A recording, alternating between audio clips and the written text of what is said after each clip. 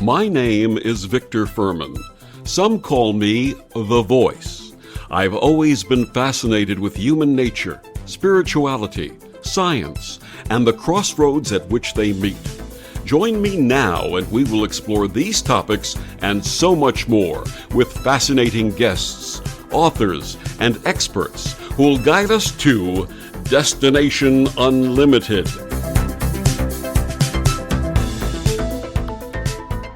What might a medical doctor experience that changes his perspective on curing versus healing, truly listening to and hearing what his patients are asking and saying, and recognizing that in transition we take with us what we truly are? My guest this week on Destination Unlimited, Dr. Brad Stuart, has treated and counseled terminally ill patients and served as a hospice medical director for 25 years, even founding a national model of care for those with serious illnesses at home. However, what truly sets Dr. Stuart apart is his ability to heal, a quality that radiates through his wisdom and service. His website is bradstewartmd.com, and he joins me this week to share his path and new book, Facing Death, Spirituality, Science, and Surrender at the End of Life. Please join me in welcoming to Destination Unlimited Dr. Brad Stuart. Welcome. Thank you, Victor. It's wonderful to be here. Dr. Stuart, please share with our listeners your early path and what called you to medicine. Oh, well, I was not one of those people who knew at 5 years old I wanted to be a doctor. In fact, I went through high school and most of college pretty unsure about what my path ought to be, and yet, I was distraught there for a while because I knew that there was a path. I just couldn't see it. I did research in college and for a year or two after in brain physiology. And in college, one of my professors said to me one day as we were experimenting on hearing in amphibians, tadpoles have underwater ears, and as they turn into frogs, they have air hearing ears. It's a profound metamorphosis. And as I say in the book, as Carl Jung would say, frogs are a major transformational symbol. And of course, that was completely lost on me at the time. But Professor Burt, one day, we stopped in the middle of our work for a break, and he looked at me and said, you should be a doctor. You love science. You're good with people. You're great with your hands. And I looked back at him. I said, Bert, you are out of your mind. I had never thought of that. And I went on from there to another lab at University of Pennsylvania in Philadelphia, where I also went to college and worked in a lab there on brain imaging, very early brain imaging studies. And I published a couple of papers there. The professor who ran the lab was world famous. He actually allowed me to put my name first on the paper, and that was what wound up getting me into medical school. I realized a year or two after Professor Burt had suggested, the physician idea, I finally realized, hey, that's maybe I could do that. So I wound up getting into a really, top-notch medical school on the West Coast, which I won't name at the moment. If you read the book, you'll understand why, because I just found when I got there, the first 2 years were like paradise. If you're into science and you begin to study medicine, your first 2 years are in the classroom. We had 7 Nobel Prize winners come from all over the world to talk to us. It was like being in heaven. I had never learned so much so fast as in those first 2 years in medical training. The third year, medical students go onto the wards in the hospital and begin learning how to take care of patients. And that was when the earthquake happened. I had a life-changing event, which actually is chapter 1 in my book. I took care of a patient who was very, very ill, and got into a little bit of a conflict with my professors about that person. You can read about it in the book, but that once that event happened and woke me up to how we treat and mistreat very ill people in our healthcare system. I resolved, number one, that I would write a book. It took me over 45 years to get around to doing that because it takes a while for the dust to settle in a mind like mine. But it set me on track for my whole course through healthcare, taking care of patients and working from inside to try to improve our healthcare system. And finally, after years and years writing this book. One thing that comes to mind in this discussion, and I think we sort of touched upon it offline, is the fact that listening is so important, especially in the relationship between the physician and the patient. Would you address that?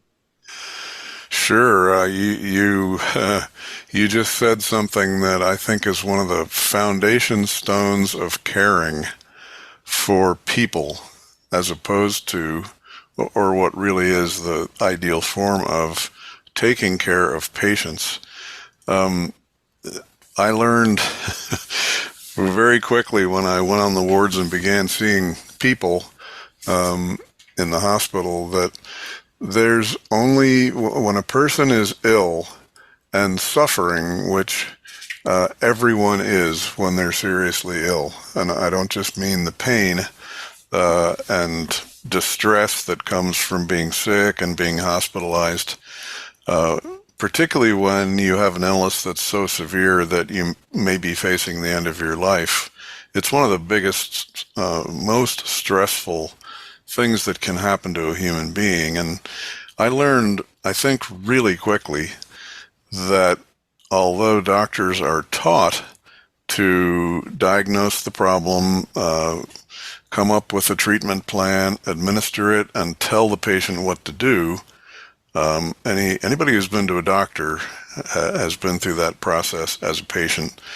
I realized that you leave out a step when you don't teach doctors or anyone really that when you're face to face with someone who is suffering deeply, you have to listen deeply.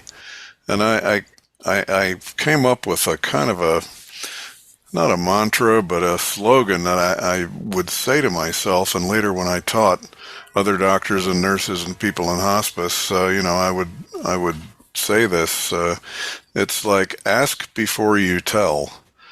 And that means the best way to determine the way forward with someone who's deeply suffering, particularly when you don't have an answer for their problems, if you don't have a cure for their illness, if it becomes clear that they are not going to recover and be cured, there still is a way forward. There's always a way forward, but the major step in that way is for the physician or the clinician or the nurse, whoever it may be, to ask the right questions and then listen. And I mean listen deeply to what that person, not just that patient, but what that person in front of you is going through.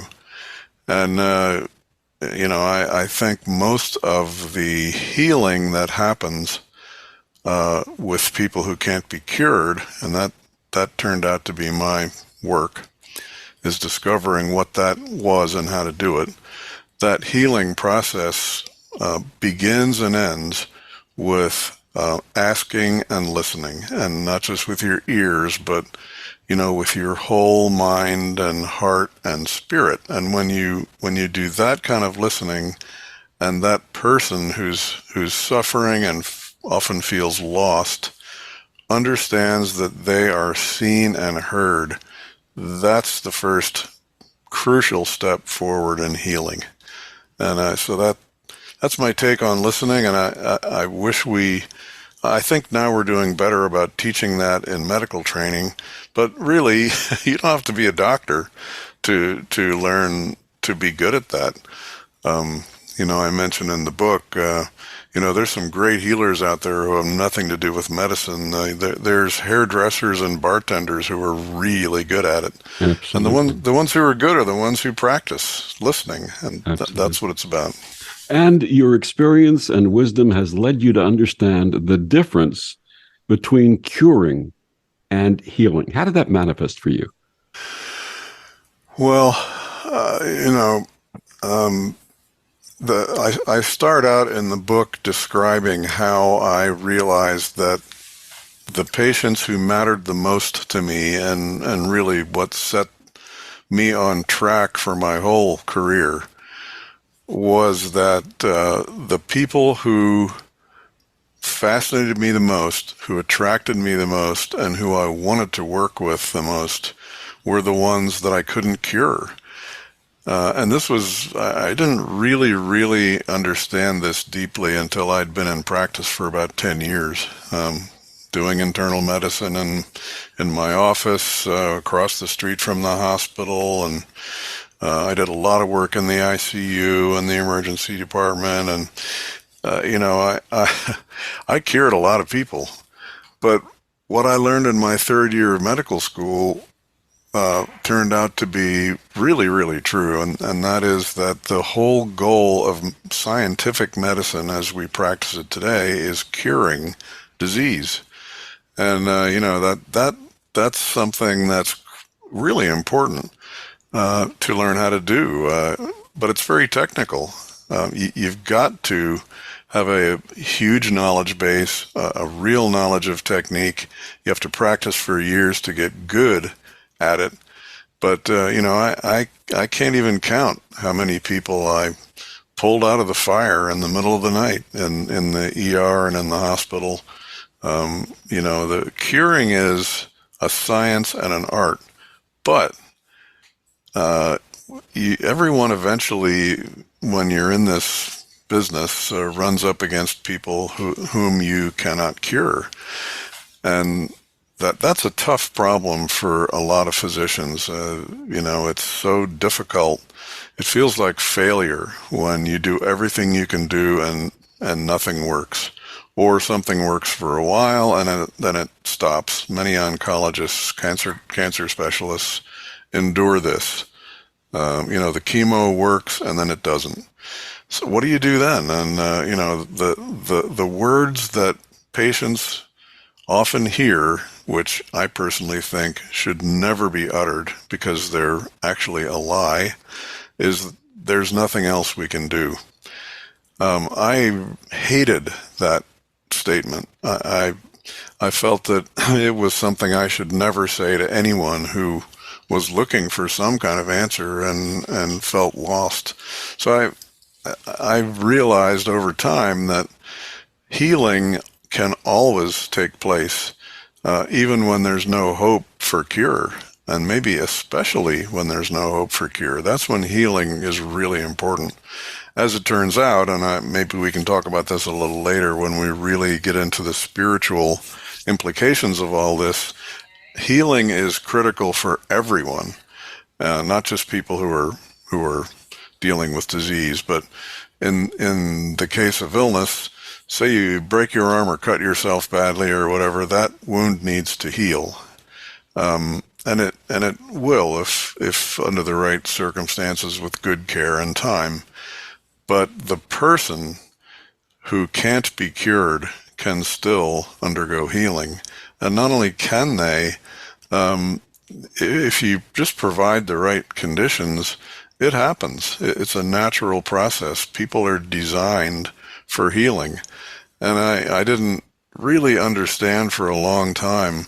It's ultimately a spiritual process. It's not just medical or physical or scientific or even just emotional or psychological. It's a spiritual process. It's not an event. It takes time and a certain kind of effort and work. But healing and curing go hand in hand, but they're different. And and I would love it if we would learn more in medicine about the importance of healing alongside, how critical our curing mission already is. And you share that this understanding led you to end-of-life care and hospice direction.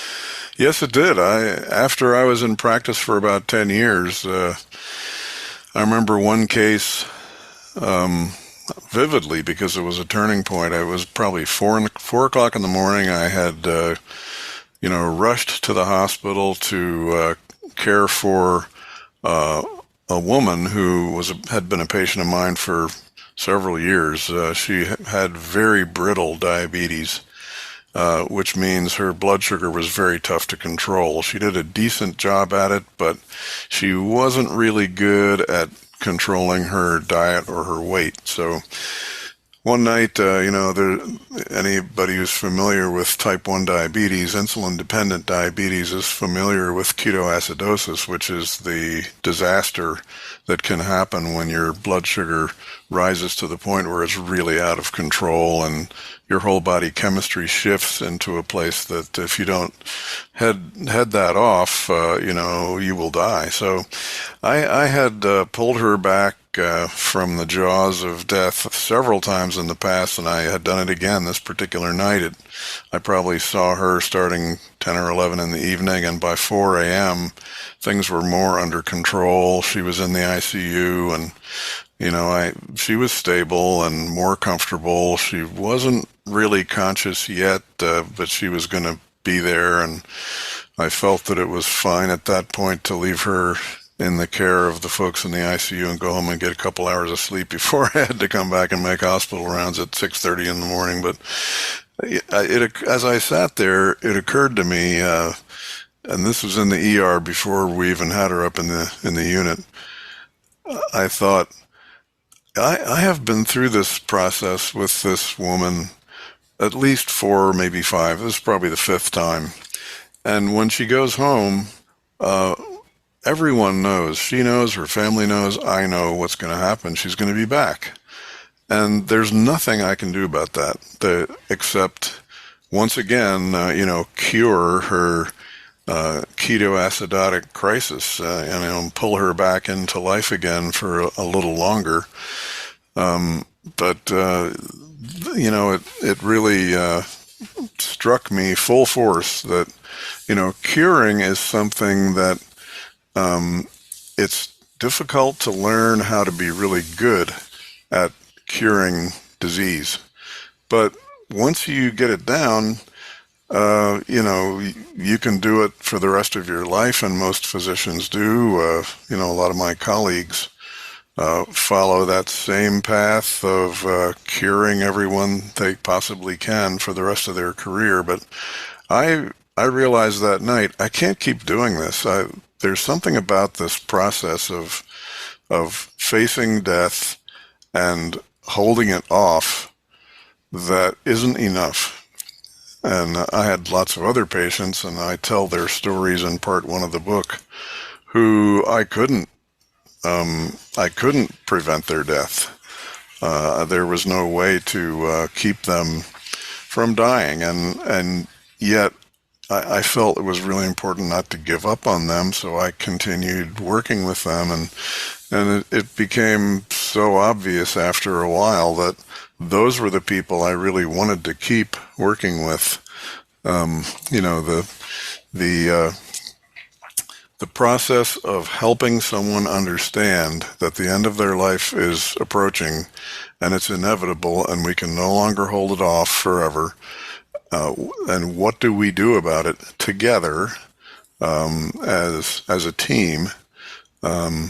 How's the best way to do that? And it turns out the team isn't just the doctor and the patient. Once I got involved with hospice and worked with the teams of nurses, social workers, critical teamwork together, then I really realized that, boy, that's the way we should be doing it throughout healthcare, but in particular with people who are facing death. There's a team approach like hospice and palliative care employ is really the best way to do it. And this led to your founding of a national model of care to assist people with serious illness at home. Please tell us about that. Well, once I got involved as a hospice medical director in the small town that I still live near, that little hospice merged with a lot larger program, and I wound up getting kicked upstairs a few times until I was heading, I was the senior medical director for all of the home-based home health and hospice services throughout the largest health system in Northern California, covering, San Francisco, Oakland, Sacramento, through Sonoma County, almost up to the California northern border with Oregon, and the whole northern half of the state was the footprint of this health system. And on any one day or night, one of us medical directors would be on call for something like 700 hospice patients at once, and we had to care for all of them by phone at a distance. So, I had done that for a year or two, and it became really clear that hospice, at that time, this was years ago, was really focused on cancer, because cancer is easier to predict. Once a person has cancer and they don't respond too well to chemo anymore, they're heading for the end of life. And so hospice was created to deal at first with cancer, but I'm an internist.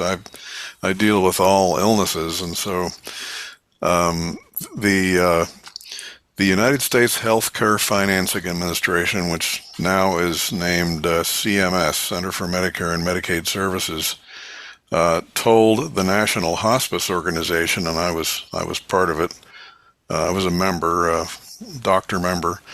The government basically said to the National Hospice Organization, look, there are a lot of diseases out there besides cancer, and we would like to make sure that they all get the same kind of care that cancer patients now get. So you come up with a set of guidelines for who's eligible for hospice with, say, heart failure, COPD, kidney failure, all the other medical diseases that aren't cancer.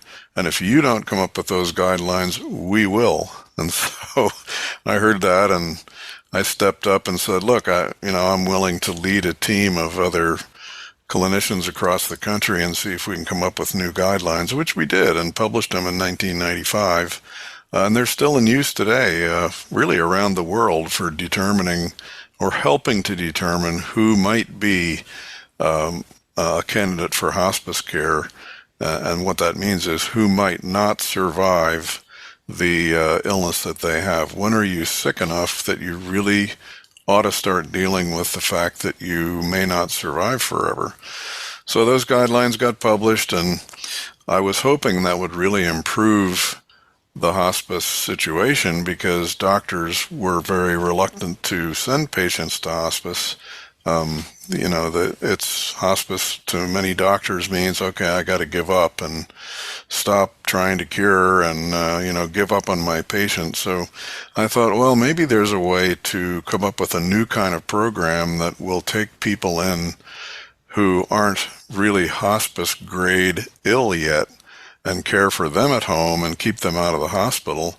And maybe more of them would get into hospice. And it might be good for Medicare, because if they don't have to go back to the hospital, if they don't want to, we can enable them to make that choice. It might even save a few dollars for Medicare, and Medicare is really into that. So Obamacare, the law was passed in 2010. The law created the Center for Medicare and Medicaid Innovation. Congress appropriated $1 billion for year one healthcare innovation awards to finance new programs and study them to see if they might improve quality of care and save Medicare dollars. And we applied for one of those, and we got our health system. My team won a $13 million grant from the Center for Medicare and Medicaid Innovation to take our program, spread it across the entire system, and study it scientifically, which we did. It took years, but it was a hit. we succeeded in measurably improving quality of care for very sick people. A lot of them did choose to stay home and not go back to the hospital if they could avoid it. We cared for them at home instead. And Medicare loved it. The program went national. I wound up leaving the health system to help other systems around the country learn to do this same kind of care. It really worked. I wound up doing a lot of traveling back and forth from California, where I live now, to Washington, D.C. to work with Congress and Medicare to develop new financing for this kind of care. And it really was gratifying because we really helped improve the healthcare system from the inside out, which that had been my ambition since my alarming, discoveries in medical school. So that research and funding and finance, the financing creation, Congress is still grappling with how to pay for this kind of care and get it to work and make it so that it can't be scammed for profit and all that. That's an ongoing battle, but I got finished with that. I felt we had done as much as we could, and after that was when I decided to write this book, because I thought it was really, as I looked back on everything that had happened since I went to medical school in the 70s, I just was curious as to what drew me, what is so important, not just to me, but to everyone, about the end of life. What is it that makes this phase of life so critical, so difficult to face, so in the closet, and yet so, if you sit with people who are at home going through the end of life with their loved ones, their families, and their friends, you discover really quick how important and profound those experiences can be. People just overflow with gratitude when they're cared for properly and get to go through this experience in a way that's filled with love and caring, as opposed to just treatment. And so that's how the whole process unfolded. And looking back, I'm really happy to have participated. At this point, I think it's time for all of us to look more deeply at what really underlies the process of coming into this world at birth, living a life, and leaving at the end. What is it about that process that we have right, could improve on, and what are some of the things we haven't even really started looking at yet that could help us understand it even better? And we're going to touch upon some of those in the next segment. My guest is Dr. Brad Stuart. His book, Facing Death, Spirituality, Science, and Surrender at the End of Life. Dr. Stuart, please tell our listeners where they can get your books and find out more about you. Okay. The easiest way to get a hold of the book is to go to Amazon, click on books, and just key in Stuart, Stuart, my last name, Facing Death, and it should pop right up. It's available in Kindle, paperback, and hardbound. And, it's on Barnes & Noble and many, all the other websites as well. And bookstores can order it. The publisher and I went through a lot to make it so you can now go into any bookstore, and if it's not on the shelf, you can ask them to look it up and order it. They'll be able to look it up right away, and that'd be great, because spreading the word is good. And your website, sir? My website is bradstuartmd.com, bradstuartmd.com, and there's just a little bit on there about the book and about me, and I'll be expanding the material on there in the future. And we'll be back with more after these words on the Om Times Radio Network. The cutting edge of conscious radio, Om Times Radio, IOM FM. Om Times Magazine is one of the leading online content providers of positivity, wellness, and personal empowerment. A philanthropic organization, their net proceeds are funneled to support worldwide charity initiatives via Humanity Healing International. Through their commitment to creating community and providing conscious content, they aspire to uplift humanity on a global scale. Om Times, co-creating a more conscious lifestyle. Back on Destination Unlimited, my guest this week is Brad Stuart. My guest this week is Dr. Brad Stuart. His book, Facing Death, Spirituality, Science, and Surrender at the End of Life. Dr. Stuart, your book encourages readers to expand their comfort zones around the end of life. What advice can you offer to those who may be grappling with this at this time? Well, the first step in grappling with, say, a really difficult diagnosis or what some people might call bad news, is to deal with the practical first.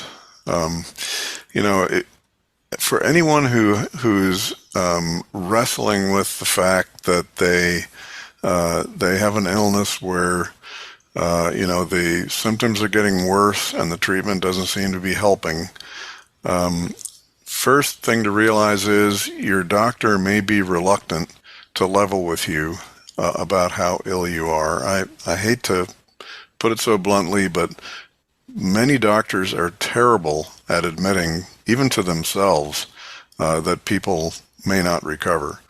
So this has been studied. I mean, doctors, when they're surveyed, will admit that they don't want to tell their patients that they may die. They're very reluctant to do that, and the doctors often rely on the patients to open up the discussion and say, well, doc, how am I doing really? Can you just tell me the truth?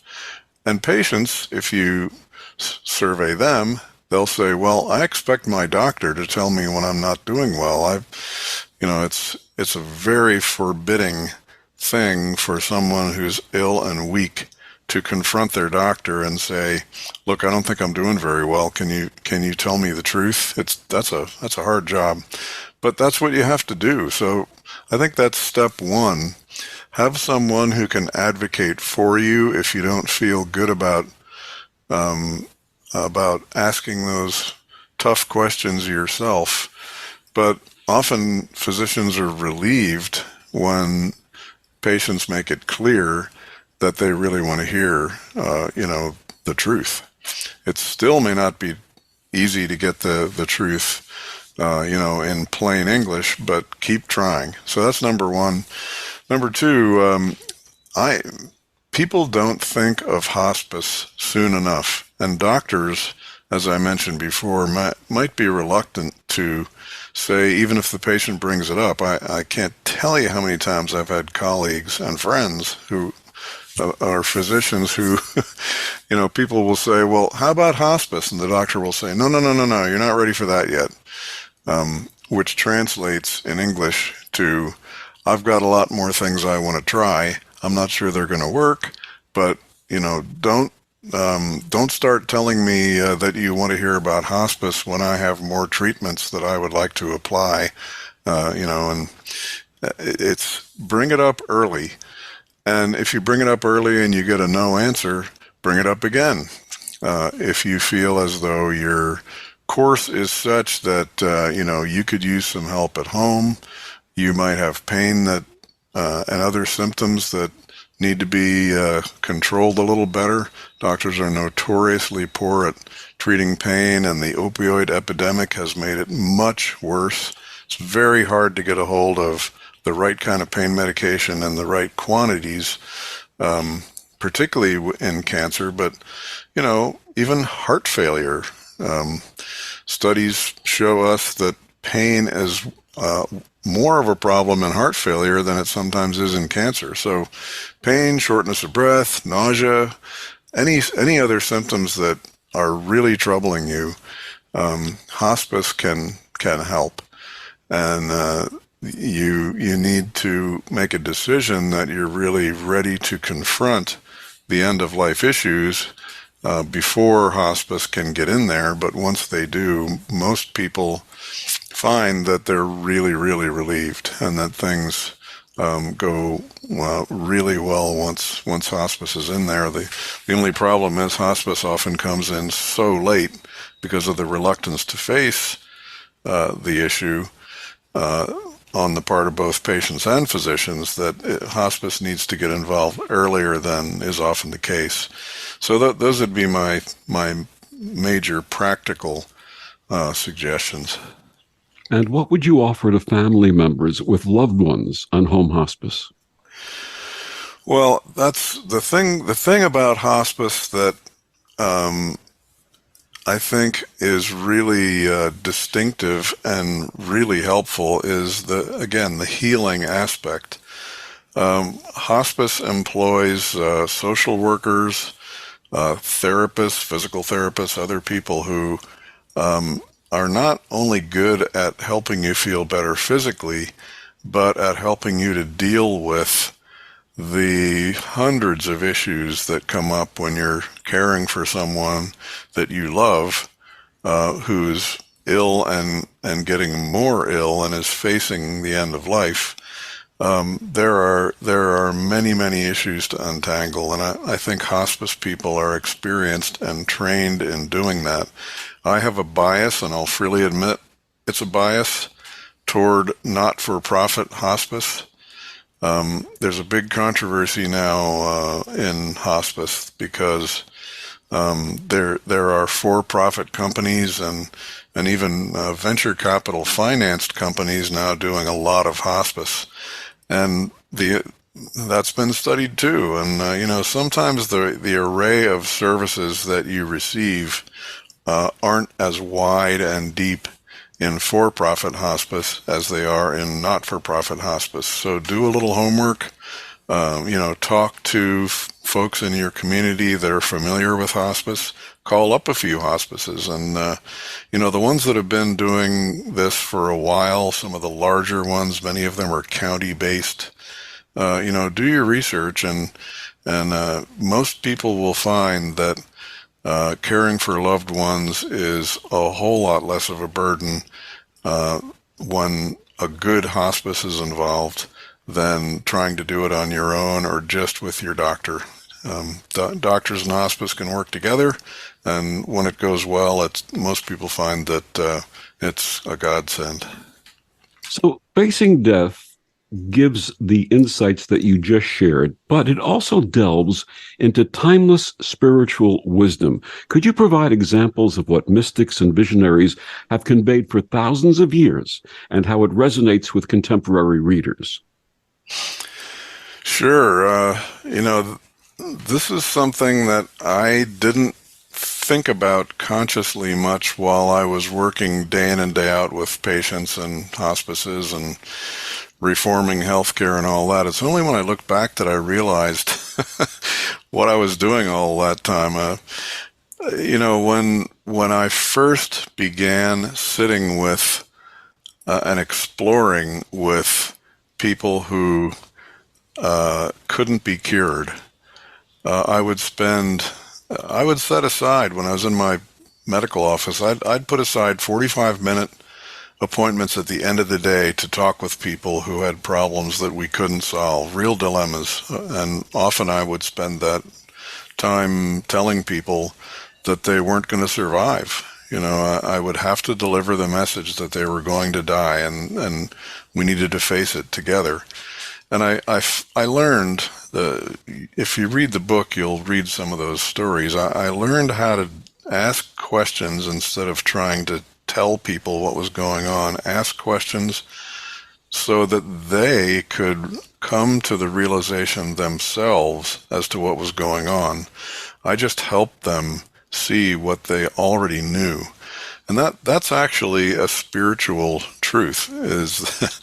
I didn't understand when I was doing this and exploring it for years that I went to a certain place when I did that work with people. again, the stories in the book, but I would go home after a deep, deep conversation where I had to give somebody the news that they were going to die and there really wasn't anything we could do to stop it. And at the end of the conversation, they would turn to me and say, "Thank you so much." They would thank me for telling them they were going to die. That there is a way to do this that is healing instead of, leaving people afraid.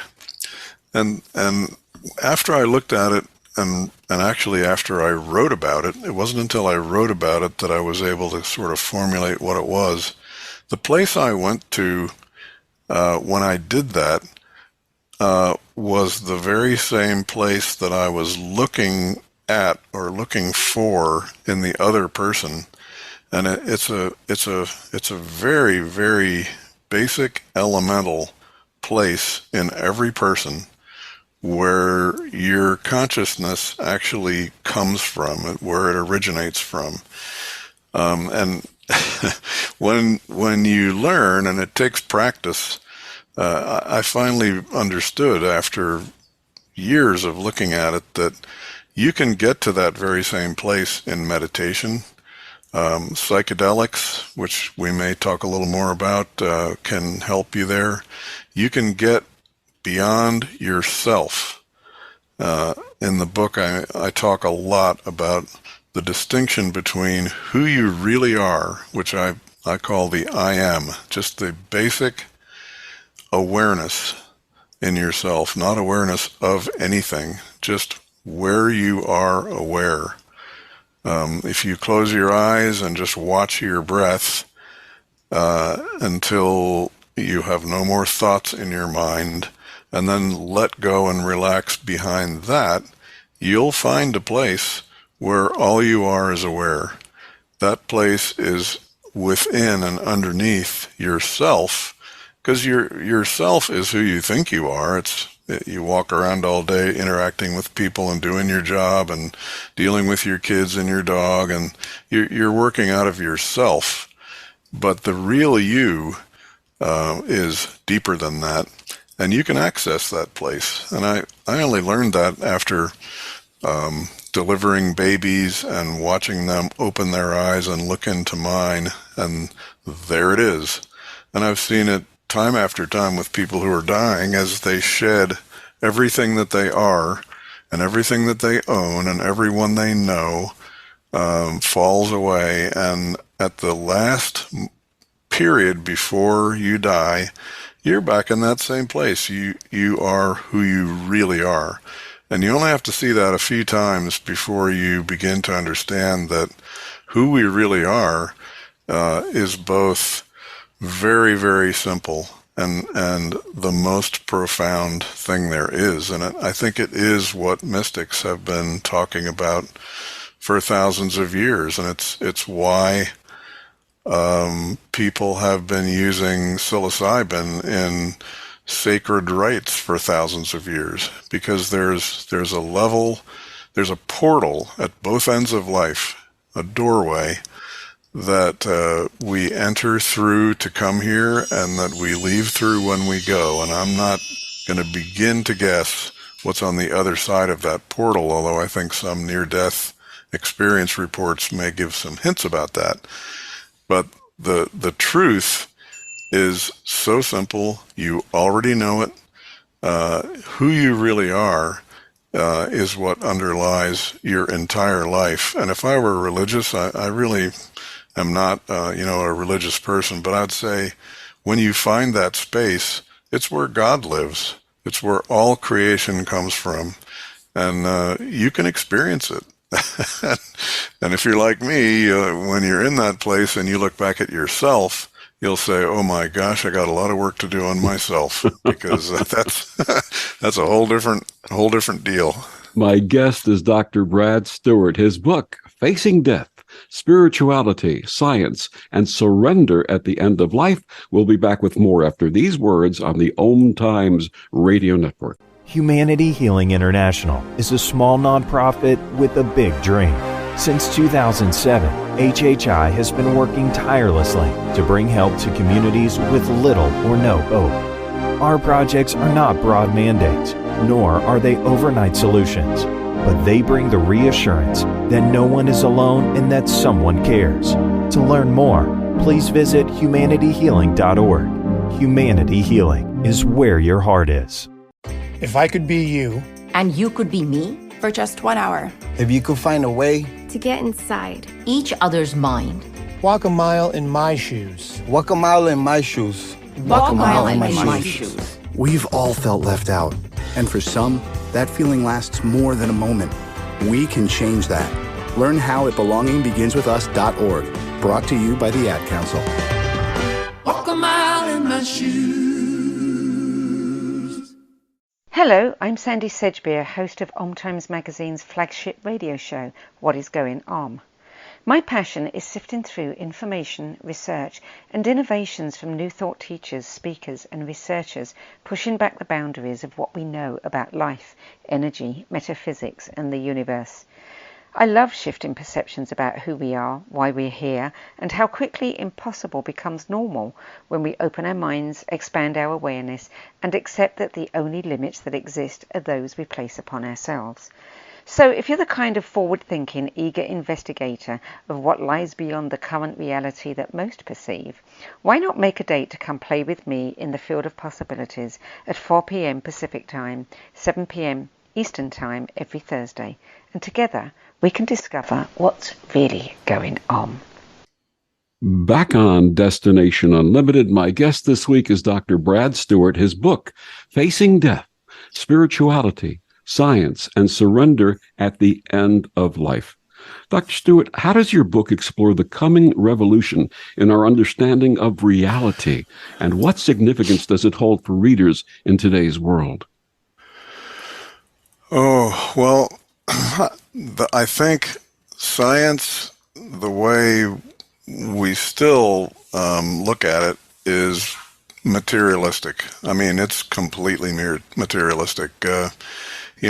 Physicists, all scientists, I think, accept pretty completely that reality is what we can see and touch, what we can perceive with our five senses and the instruments that extend them.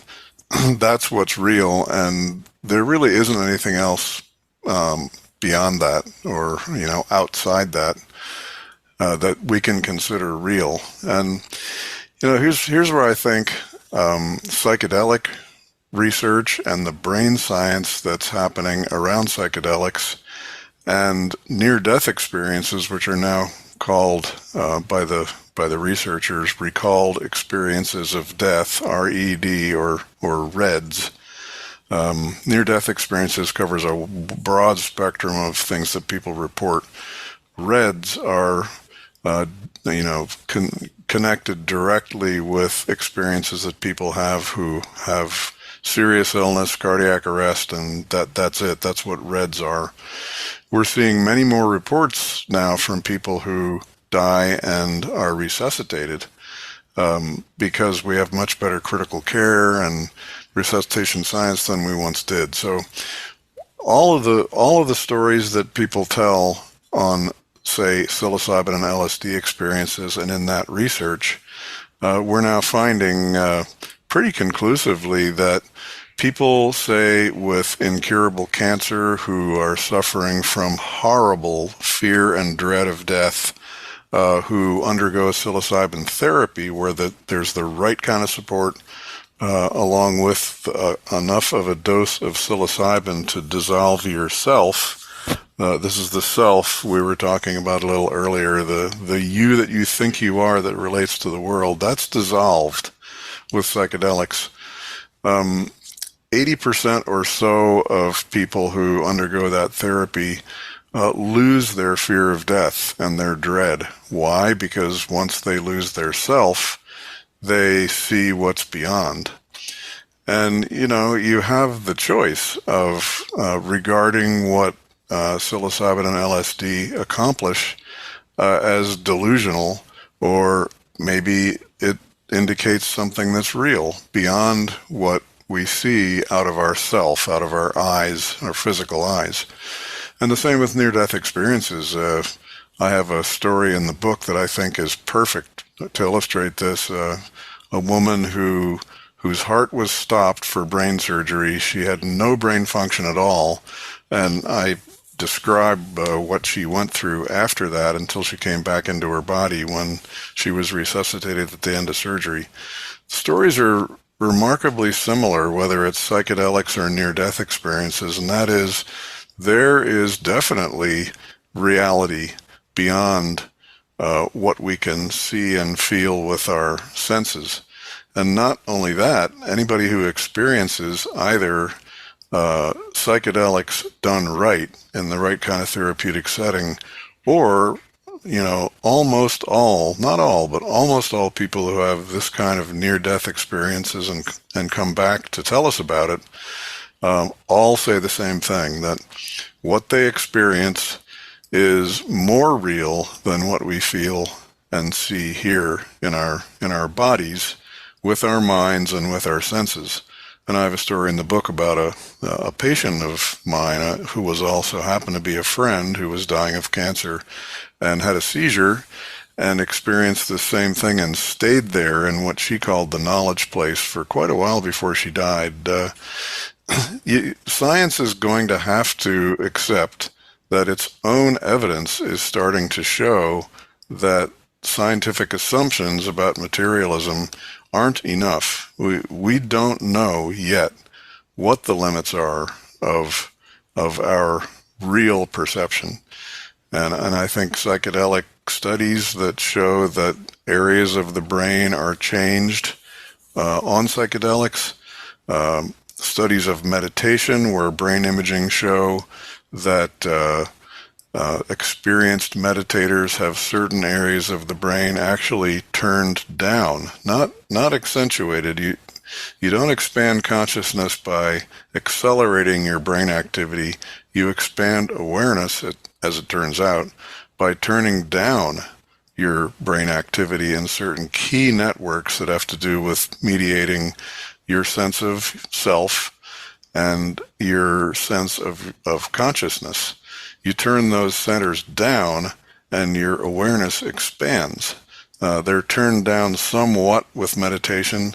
Those centers, the center I'm referring to, the main one is called the default mode network. It's where you go when you're not consumed with some kind of focused on a task, when you're daydreaming, or that center turns on, and you have idle thoughts. When you turn that center off, that's what expands awareness.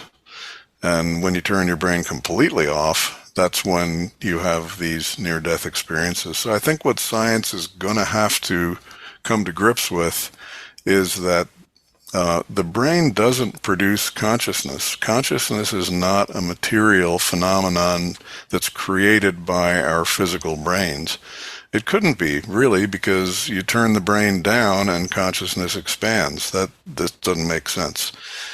So we have to begin to look at, and I think some quantum physicists are beginning to wonder whether material reality, matter and energy that we can see and measure, isn't what reality actually is. Consciousness, the universe is conscious.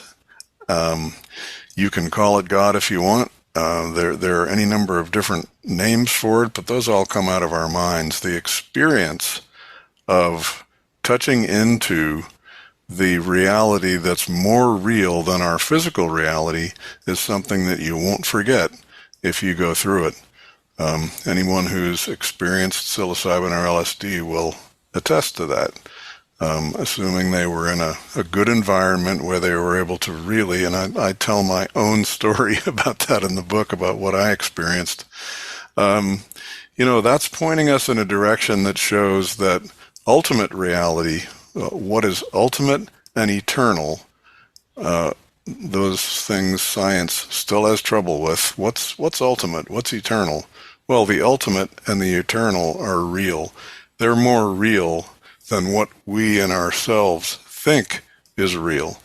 And so for us everyday people, I think inspecting who you are, who you really are, underlying who you think you are pays off, because you're going to go out of this life at the end of it as who you really are, because everything else will be pulled away. You'll let go because dying will do it for you. You'll let go of everything that's not the real you. You came in with that, you go out with that.